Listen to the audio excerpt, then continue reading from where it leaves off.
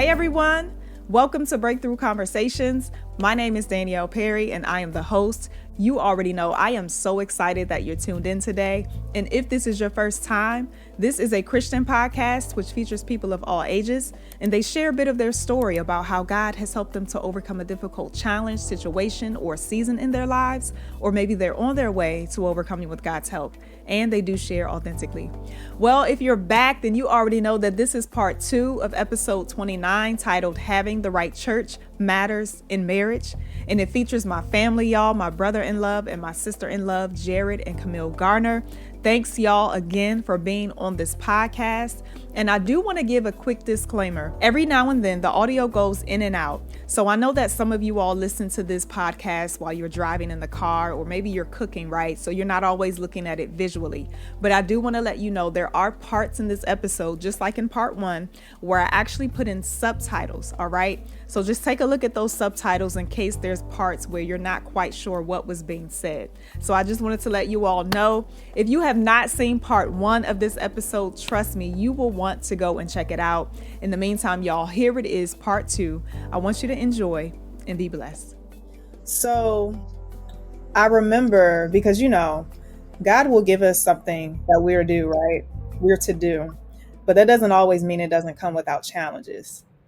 Especially if the enemy starts to take note, like, this is looking too good. Like, I need to throw some fiery darts their way to try to make them think that maybe this wasn't God, So were there any moments like that? And what kind of challenges did you guys face preparing to move?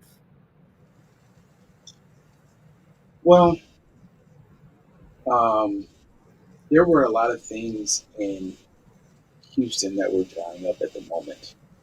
And the moment that we made the decision to transition, it was like, I'm not going to say a spiral, but things started to really unravel very quickly. Closed door. Yeah, You'll just say that. Doors started to close. And so now, you're thinking like, okay, well, maybe we need to put some pep in our step. You know what I'm saying? And be intentional about this while still, 3 kids in elementary school, getting calls every day, from the school just about various things. So trying to manage that part as parents, and then work all day, and then pack up the house. And so it was very taxing. Like, life didn't stop. Right. While we were in the transition. But I'm sure.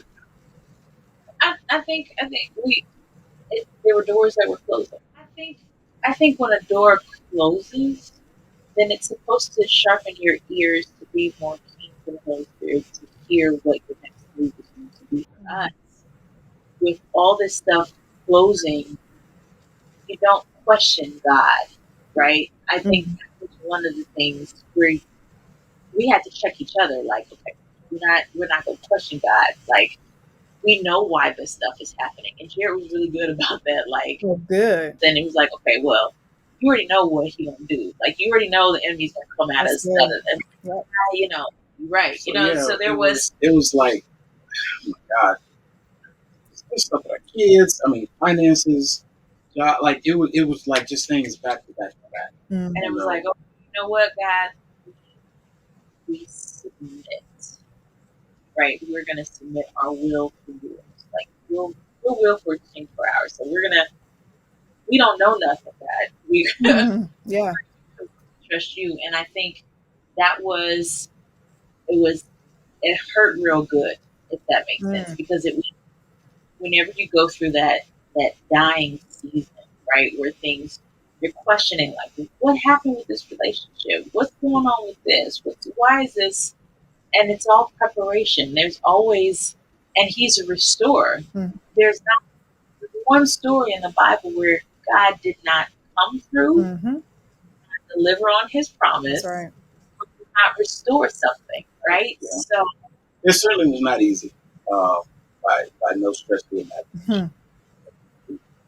But certainly worth it. So things with all through so there was a lot of resistance. And, we shared that with Pastor Martin, of kind of just what was going on. And we just shared, like, we looked at it as, okay, these are roadblocks, obstacles to prevent something. Yeah. You know what I'm saying? And there were times, I think we were fortunate because we weren't ready to throw the towel in at the same time. So I would be like, you know what? We finna just stay. This don't make sense. Hey, come on, let me give you a pep talk. Right. The script was rehearsed. We just needed it at different times. Yeah. So it was vice versa for her. It was like, okay, cool. I know it sucks right now, but come back to the work and remember the why behind this. The why behind it. Because it sounds crazy. Like, it sounds absolutely insane. Yeah, so like to a common person, right? Where both have very good paying jobs in the fifth largest city in the U.S., most diverse city in the U.S. Like, everybody's trying to move into Texas. Like you're the only person trying to get out. Like, everybody. Texas. Yeah. The math ain't mathing. Like, it does not make sense. Why would in God's green earth would you move to Omaha, Nebraska from that? Yeah. And that's when you know that it's not your idea. Yeah. That's when you realize, because all the things that Jared and I said that we wanted to do, we're doing. We said we want to be a part of the ministry. We are a part of the ministry. We want to serve together. We are serving together. And so, when you put those things in perspective, and it's like, okay, God, not only is He a keeper, He's a promise keeper. He's not a man that He's going to lie. So that's where it's like, okay, God, so I've gotta completely walk this thing out. I have to walk this thing out. I've gotta. And it's as tedious and as difficult as the transition was.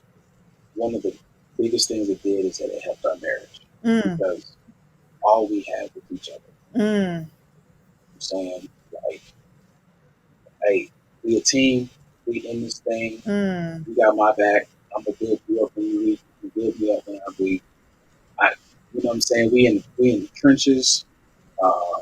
And it did. Being comfortable is dangerous. Yeah, it's really dangerous because when you get comfortable, it's like when you get too comfortable, sit on the couch and your leg falls asleep. Try to use it. It doesn't work anymore. Like, fall, and that is a lot of times what happens in a marriage where you routine your relationship to the point it's sleep, and then try to use it when there is a spiritual warfare where there is, and it's dead. Like, it's literally you can't do nothing with it. And I think what happened in Houston was comfortable. We knew it. At that point, we've been there for 8 years. We had our community, we had our village, we had our calendar of events that we knew like clockwork. Like, we had it. It fit like a shoe, like a. Yeah, we love like an old shoe. We love the city. We love the house.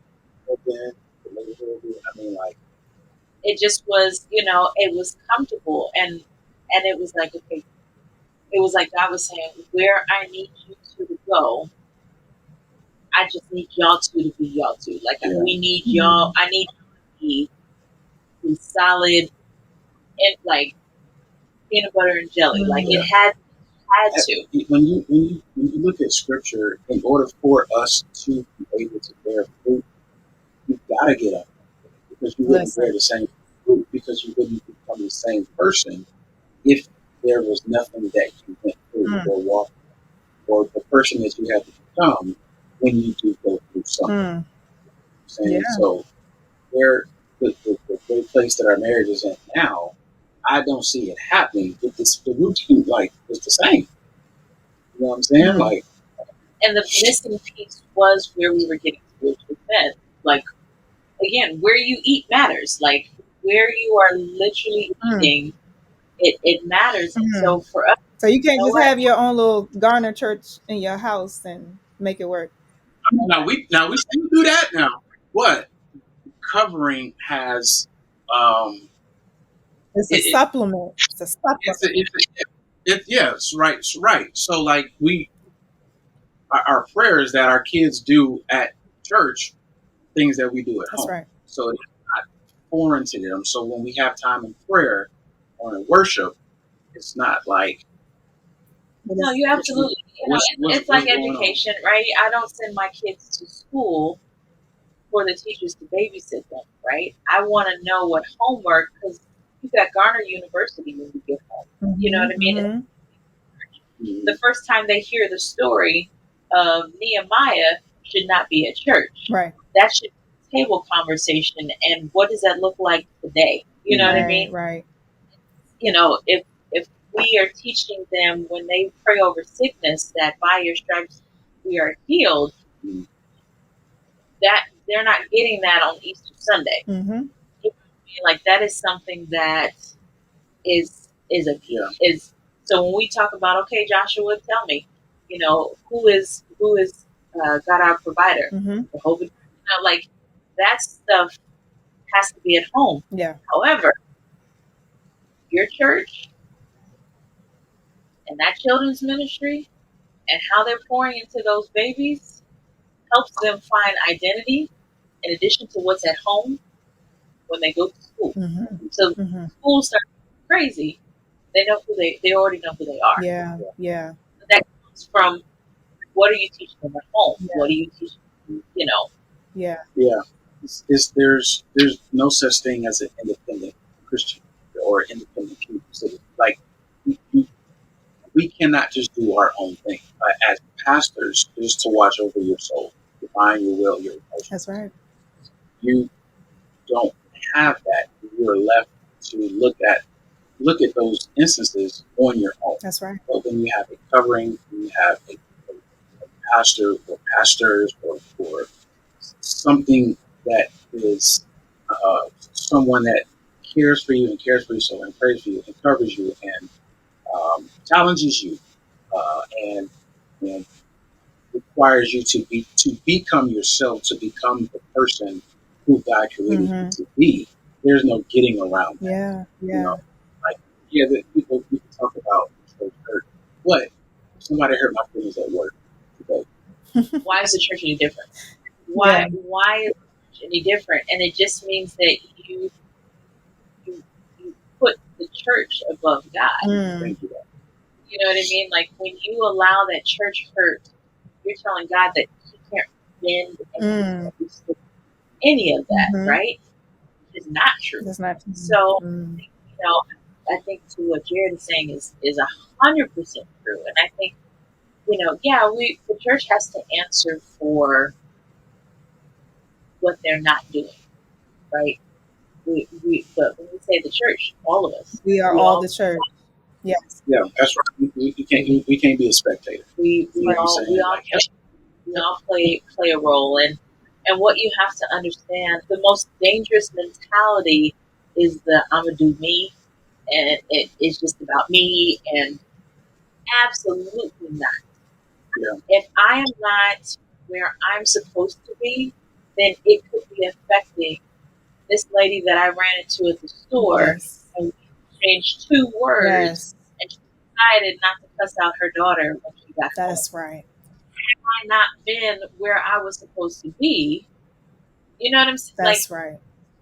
That we realize that we are interdependent on each other, and that my purpose depends on Danielle, you continuing to do what God has called you to do. And the moment you don't, you have no idea what that's affecting. It's a ripple effect. Right. You have no idea what that's affecting or how that's affecting somebody else. That's right. Yeah. I have to get myself together. But I got to be in a house. I got to be a house that's going to teach me that. That's going to teach me that accountability. That's not going to just get me to the cross. What else is after that? Like there has to be more to that relationship. That's right. And You got to seek it out. Yeah, that's good. Y'all said so many good things, and what you are highlighting now is just the importance of being a body, how we are all connected, and how we should all be working together for a common goal. And I think sometimes because there's church hurt or whatever the case is, that division happens, and we forget, well, what's the main purpose? We're supposed to all be doing this together. We're a unified body. We're in this together. But y'all hit on a lot. And I also like what you said about how your marriage changed for the better once you really committed to a house. So, kind of highlight what things really changed in your marriage once this change occurred. I think communication for one, it's so paramount, and it does something for you when you see the pattern, right? When you see marriages that have withstood the test of time, Mm-hmm. and you hear those stories of people who've been married 30, 40, 50 years, you know what I'm saying, to the same person. When you see that, it's like, okay, now I have something to look forward to. So I'm gonna watch how Mr. Clarence talks to his wife. Mm-hmm. Now, 70 years old, but he still take his time and go over and open up the door. Mm-hmm. Yeah. What am I doing at 30 something? Am I in that big person to get home? That she got to, you know what I'm saying, open up her own door? Yeah. But I would say communication, because um, it's there's always area and room for improvement. Um, Mm-hmm. however, again, I was looking for. I want to know that this is real. What does a kingdom marriage look like? Yeah. And to see and hear how Pastor Martin speaks about Pastor and vice versa, or to hear about how Pastor God speaks about his wife Vanessa.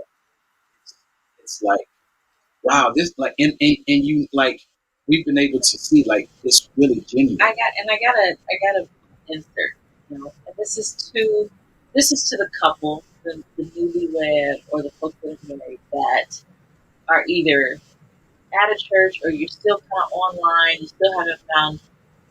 Look at the church. If you go to a church, if you go to a church and you don't see nobody's relationship in that church that you want to imitate, Mm. Mm. Yeah. um, And then you might you might consider, because there's no way that you can tell me that a church is healthy that does not have healthy marriages. Yeah. I gotta say it out loud because that's That's good. so. If you got a healthy that's church, what God started with. if you got a healthy church that That's is right. a healthy marriage, Yeah. you've got people in That's their good. marriages. Now, is every marriage perfect? No. Mm-mm. Everybody's gonna share their ups and downs, their trials and tribulations with marriage. Because of sin, we're all human. Okay. Mm-hmm. But there's still those testimonies where, I mean, in the church we've got people who were divorced still going to the same church. Wow. Like, your ex-husband is 3 rows over from you, Mm-hmm. still going to the same church, and those marriages have been restored and they've been remarried. Those Wow. stories are real. Those stories. And Hmm. so when you're attending a church like that, they do kind of make you like, okay, how can I be better? It's not a competition. Yeah. It's not Right. it's how can I make my marriage better? And so one of the things that we had to do is we had to start communicating expectations. Realistically, most marriages, we've noticed, tend to fail when there aren't clearly identified expectations, right? So if he's Yeah. got expectations, if he's got frustrations with me, and it's all due in part to him not communicating an expectation that I didn't even know that I was supposed to meet, Right. right? Right. And vice versa. Those are how Mm-hmm. what happens in relationships. That's how relationships fall is when you don't Right. communicate what that expectation is. But you just gonna sit over there in the room mad and angry with your arms folded. Mm-hmm. Mm-hmm. And he Like they were supposed to know. that's like Mm-hmm. he like, where Yep. and it's like I didn't communicate the expectation. And so Right. you've got to slow down. And at the end of the day, we're at a church that is in your business. And it starts with the Mm-hmm. man who's grilling him about leaving the hotel at 9:30. Right. At night. That's accountability. And That's right. And I was going to say accountability as well. So last year when we were it was like the night after the night session, we were back at the hotel with some of the other pastors. Mm-hmm. So, Camille and I had a little disagreement about something Mm-hmm. very small. Mm-hmm. Our uncle, Pastor Mario, he was He called us out. He Okay. did. He was like, I'm thinking I'm hiding it. We talking in a whisper, but he sitting at the table too. He's like, hey, y'all fix that. Y'all, what's going on? Oh wow. Y'all he called us out. Wow. Y'all don't think that people can see it. Yeah, people can see. Come on, Pastor Mario. Yeah. But these are sons of Pastor Martin, and so when I say it's real, Yeah. it's real, and we've both have been in church all of our life to be able to then decipher what's not real and what is real. When you grow up in EK, when you grow up a kid whose parents are in ministry, you see some stuff, and it's enough to make you not want to go to church. Yeah. You see so much. The people that you look up to just fall to being human, and I think that we don't teach accountability enough. We don't. Jared and I joke all the time when we talk about writing the book, what they should have told you in marriage counseling, because they give you these patty cake, 3-week and intensive 3-week sessions. Don't even scratch the surface on some stuff that y'all are gonna be dealing with. And you might as well find out before you say I do. Then absolutely. Yeah. So Yeah. So wow. So now that you're in Omaha, tell our audience how long y'all been there now. 7 months. We got here in February. So about 6 months. Yeah. Something around there. So y'all been there 6 months. So what do you love about Omaha? And also, what are some of the adjustments having lived in such a city as Houston We love to Omaha? Traffic here. We can get anywhere in literally 15 minutes. I'm not joking. I can get anywhere. Only somebody from Texas in Houston, would understand how you literally travel 12 miles and it takes you 55 minutes. Not a game. It's not a game. So literally, there's nothing less than 30 minutes. Everything is less than 30 minutes. My son, said, Mommy, why would you move us to a state and they drive so slow? So he notices the difference in traffic patterns in the city of Omaha. I love it. Just drive the speed limit. And they're nice drivers. They'll let you in. They'll put their blinkers on before they Sunday turn. drive Monday, Tuesday,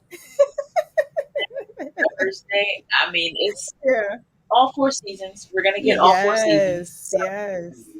They also have a lot of state parks in the neighborhoods. You can't touch them. You can't do nothing to them. It's in its raw organic state. So you have these mature trees in the neighborhood, and it's very family oriented. You see a lot of 3-car garages. And we love the basements. Yes, listen, that basement is humongous. Yeah. Love the basements. The kids love. Yeah.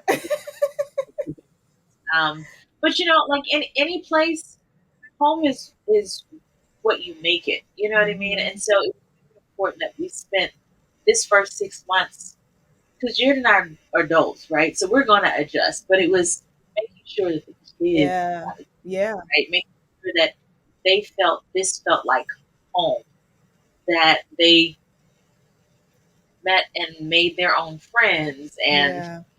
so that was the important piece, was just adjusting to that. Was that Just challenging getting at all for them? In the beginning, it was. They missed their friends a lot, so they would FaceTime their friends and Mm-hmm. say, "When back to Houston." But remember, these are friends that they literally grew up with since Yeah, they were babies. Like, Yeah. everybody's celebrating the first birthday together. Everybody's celebrating the second, and they all in the same classroom. Like, when you say village, like, we literally did life with our family, our extended family. Yeah. But like I said, it's as long as they know and it feels like home and they're happy to come home, Mm-hmm. then for me, that to me is like job well done. Yeah. So, Yeah. Well, yeah. one thing's for sure. I love your home. It's very homey. It's just very homey. I don't know how to describe it, but right. But I love your home. I'm glad we were able to visit. I have never been to Nebraska in my life. Y'all had never been, I don't think, before the move. so, so it was definitely nice visiting you guys and getting a Reuben sandwich, which was delicious. But it really seems like you guys are, from my perspective, when I was there, are just loving the fact that you obeyed God, because you are seeing the fruit of it. And the fact again that you shared that your marriage is all the more blessed because of it. I mean, that's it doesn't get better than that, because you come yeah, home to your spouse. You are raising your children with your spouse. You're doing a lot of things with your spouse. And if that's not right, life is hard. Life is hard. yeah, absolutely. When we one before we moved, Pastor Linnell asked us, "Is your marriage strong enough for this?" Mhm. God, Before we moved, Who asked she's that? like, she said if it's she said if in the it's business. she said if it's not, then don't. And And who's so that? she was Who asked that? like, Pastor Martin's wife, Pastor Pastor Linnell. Martin's wife. Okay. Mm-hmm. Yeah, she said, "Is your marriage strong enough to handle this?" Um, and scale of 1 to 10, like, where would you say y'all are right now? Man, they asked that question, and it So was like it was intrusive, like a very intrusive question. Like, Wow. it's like, man, we gonna be all right. Like, but it was like, that's a real that's a real question. yeah, and Absolutely. I mean, we didn't lie. We were like, you know what? Ooh, that's a good question. One, you don't expect someone to ask that question, you know, but again, that question to me speaks to the heart of the church, Mm. right? I'd rather see you healthy than an unhealthy multimillionaire. Mm. You know what I mean? I would rather see you with a healthy marriage and a healthy family. But more than that, we believe that you can have a healthy marriage Mm-hmm. and be a millionaire at the same time. Mm-hmm. Like, and it's not the prosperity message. This is kingdom. These are principles to live by. Yeah. That if Yeah. you do these things, if you put these things in order, if you do and make these adjustments, this is where you start to see the fruit. That's This right. is where, and it was like, wow, like, so it's like those kinds of questions are like, yep, this is why, because I need to sit up under this. I need, Yeah. I need to be in a place where you not only have a marriage that you want to emulate, but you also are being challenged Mm-hmm. to not just sit in service day in and day out, That's but right. you got to apply it. Like, That's right. it has to start to show up in your marriage, That's right. right? I think that that's part of the reason why people leave the church, is because they think that powerless. Mm. Yeah. Like, you putting too much on the church. What are you doing with that? You know Mm-hmm. what I mean? You're supposed to be doing something with that. Mm-hmm. If I go to Pastor Lawrence's church, the water, I am literally taking notes to go study it at home for myself. Mm-hmm. and then I'm going to be learning how to apply it. Yeah. Same thing in our church. These are not just Sunday feel good messages. That's right. You know what I mean? Stuff like, no, I need to see your life change, and I'm going to keep pressing into you until I see your life completely change. That's right. That's right. And that's good. I've thought about you, Jared, about how I don't think you've ever really lived this far from your parents. I know you were in school at Bethune, right? But I know this is just overall a big move for you, right? Just going from Houston to Omaha. And I know, Camille, you've kind of been used to being far from family, but even still, you're no longer in the same state with them. And then again, thinking about your kids and the adjustments that they have had to make, your jobs. We didn't really hit on that, but just the adjustments that you've had to make with your careers. And so as we wrap up, I want you guys to just, and you've already hit on so much, but if you have any encouragement for anyone else in your shoes, what would you share with them?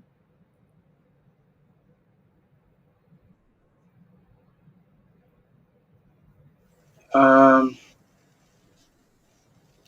the, the most important thing above moving somewhere, above starting a family, above um, who you marry, where you go to church, is your relationship with God.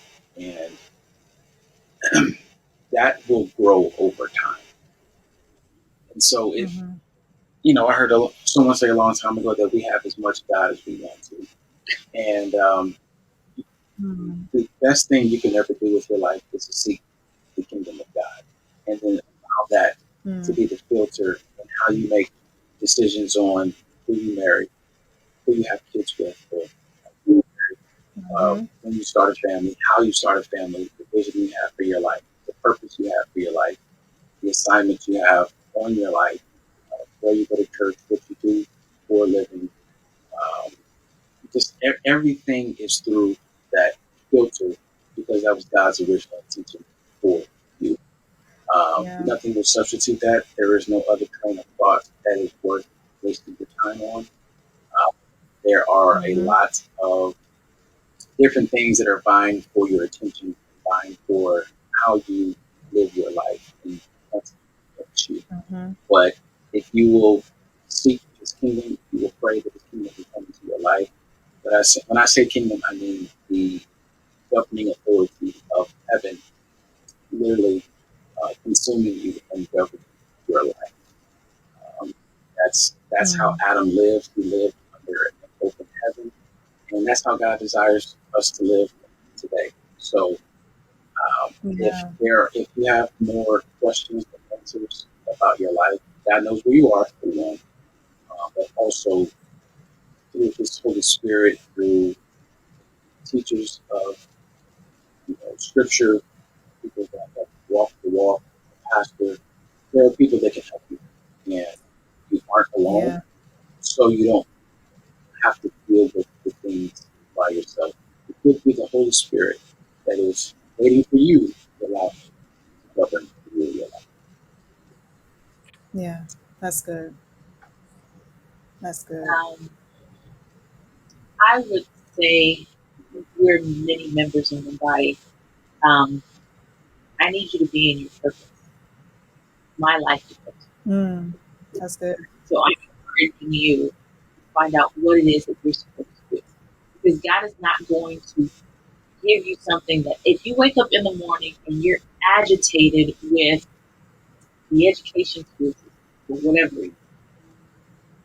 there's a chance that you have something in you that is a solution for that problem.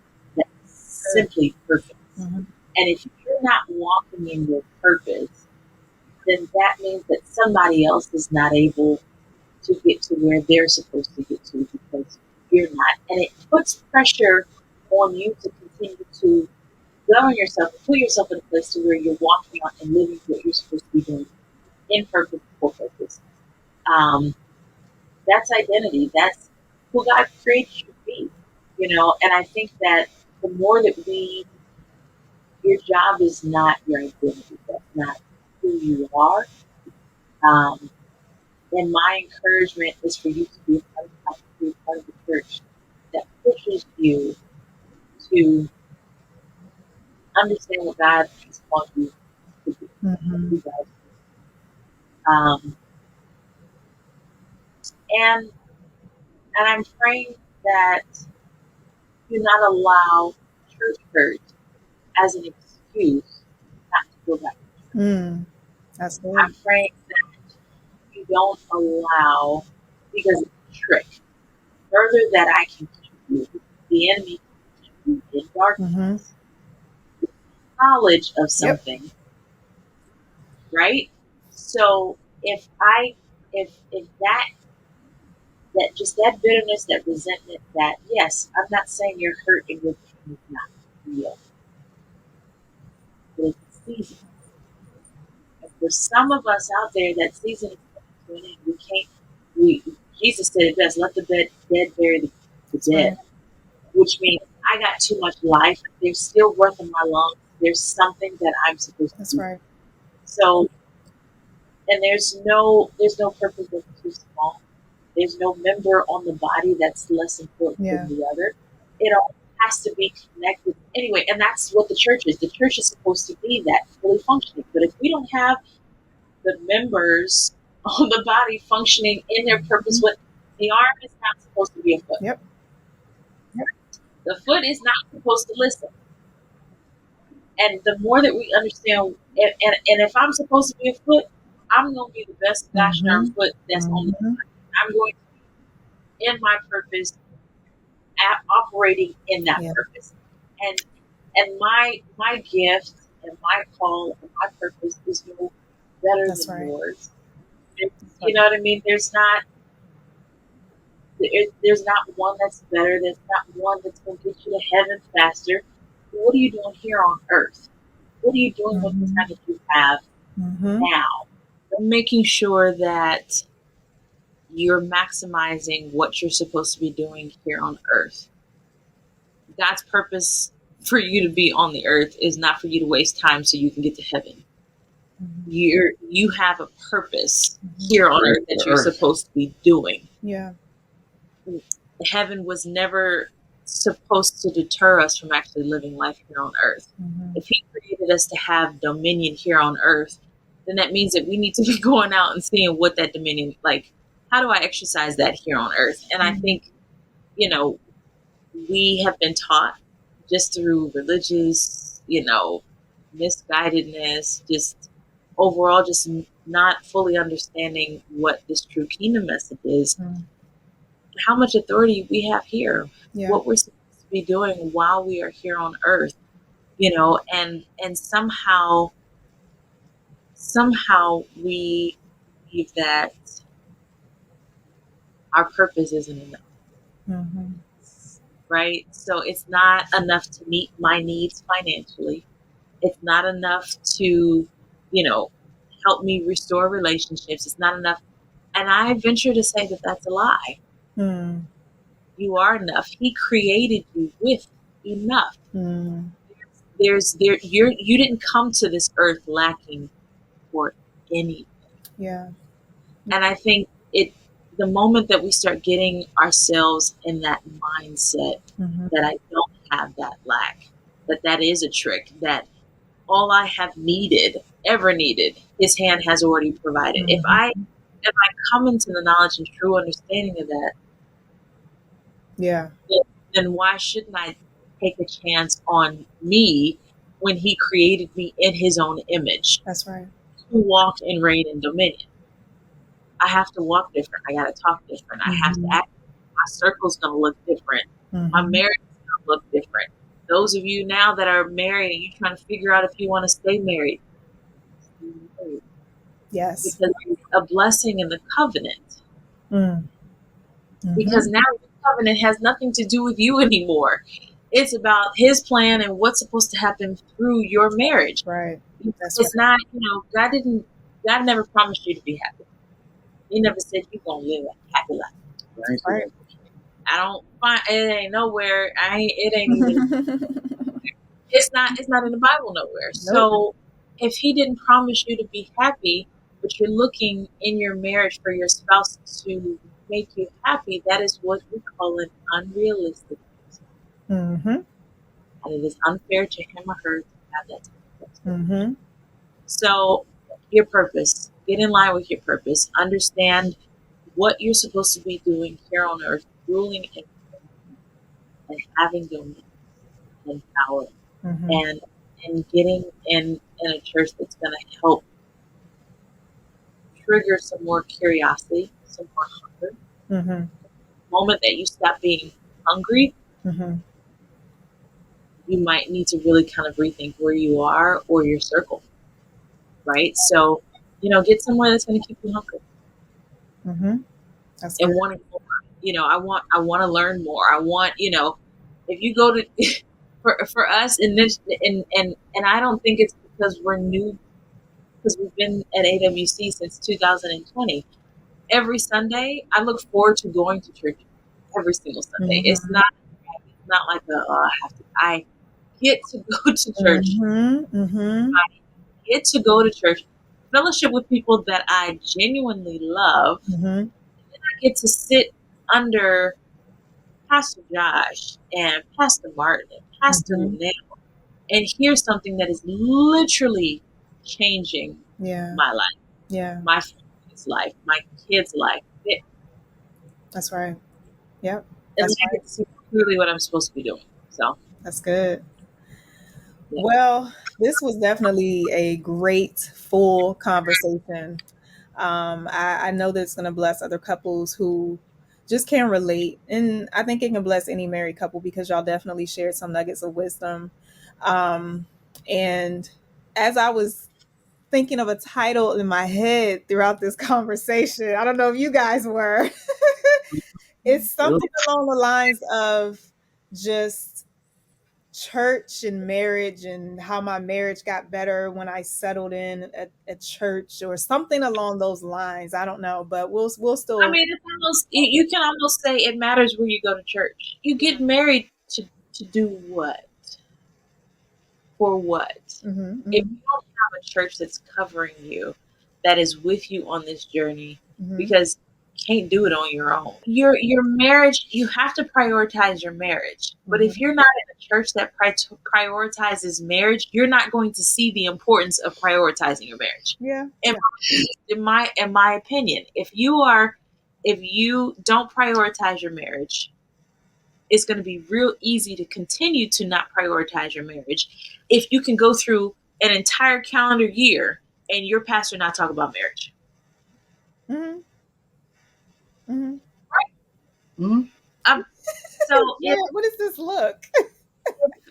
right, I mean, if you are you're married and you're having issues with your marriage, and your pastor isn't preaching about family, about marriage, about biblical kingdom principles Mm-hmm, that you can apply, mm-hmm, how healthy or how well or how long do you think your marriage is going to be able to last? mm-hmm, mm-hmm. Yeah, absolutely, absolutely. Well, we're gonna come up with this title, but I think I'm gonna leave it to y'all to do it. I don't know.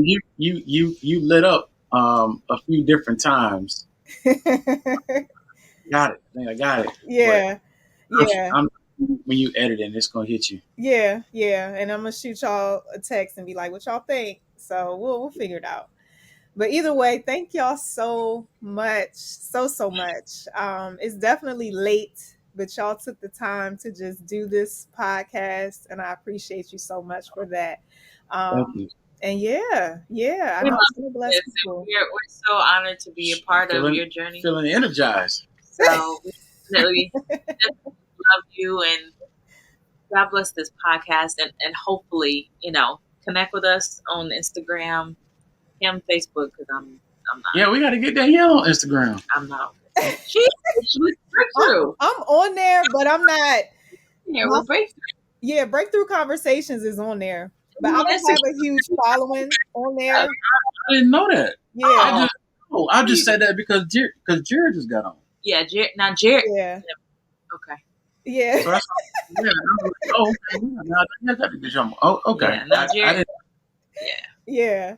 So yeah, you can find Breakthrough Conversations on Instagram, and of course YouTube. So feel free to subscribe to the channel. Anybody who is interested in this podcast, and please share this episode, y'all. Share this with other married couples that they may be encouraged and blessed, and like the episode as well.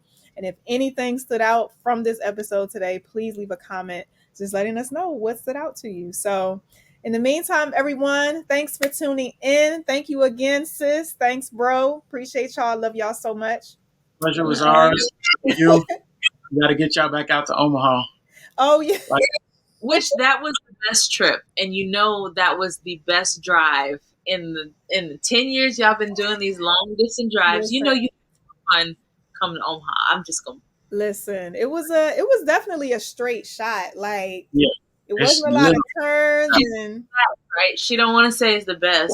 It's everybody else. No, I know it'd be driving. No, it's the drive itself that I'm like, babe, I don't know how much more I can do this, and he knows that. You've been a trooper. I've been a trooper for a long time now. So, but it's a blessing to, of course, visit you guys, and so. But yeah, thank y'all. We loved having y'all. We loved hosting, and thank you so much for the invitation. Absolutely. It's an honor. Absolutely. Well, everyone, I hope that you enjoy your day and be blessed. Yes. That's it. All right. Thank you. Peace out.